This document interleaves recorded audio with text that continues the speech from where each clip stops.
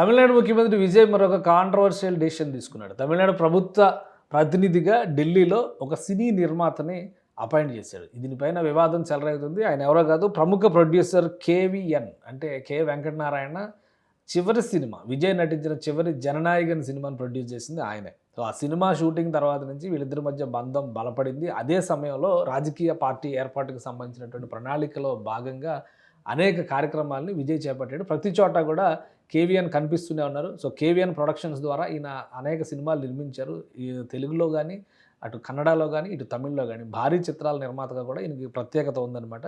ఇప్పుడు ఈయనకి కేంద్ర రాష్ట్ర ప్రభుత్వాలకు మధ్య వారధిగా నిలిచేటువంటి ఒక కీలక పదవిని అప్పగించారు తమిళనాడు ముఖ్యమంత్రి. ఢిల్లీలో ఉంటారు. తమిళనాడు రాష్ట్రానికి ప్రభుత్వ ప్రత్యేక ప్రతినిధిగా కేవీఎన్ ఈ పదవిలో ఒక ఏడాది పాటు కొనసాగుతారనమాట. క్యాబినెట్ హోదా కూడా ఇచ్చేటువంటి అవకాశం ఉందంటే ఇంకా కన్ఫర్మేషన్ చేయలేదు. అంటే టర్మ్స్ అండ్ కండిషన్స్ విడిగా జీవో రిలీజ్ చేస్తారు. అపాయింట్మెంట్ జీవో వేరే ఉంటుంది. కాబట్టి అపాయింట్మెంట్ జీవో వచ్చేసినట్టుంది. నెక్స్ట్ జీవో రిలీజ్ చేయాలన్నమాట.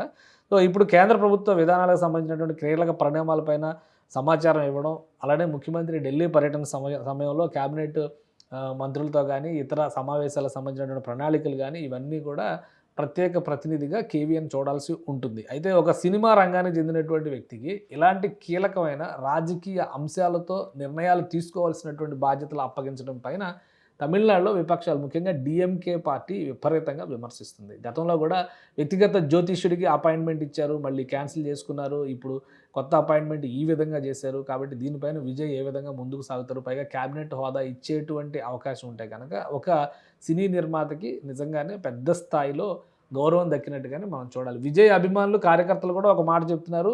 రాజకీయ పార్టీ పెట్టినప్పటి నుంచి విజయ్ వెంటే ఉన్నాడు. ప్రతి సందర్భంలో ఆయన నిలబడి ఉన్నారు. చివరికి గవర్నమెంట్ ఫామ్ చేసేటువంటి సందర్భంలో గవర్నర్ని కలిసిన బృందంలో కూడా కేవీఎన్ కీలక పాత్ర పోషించాడు.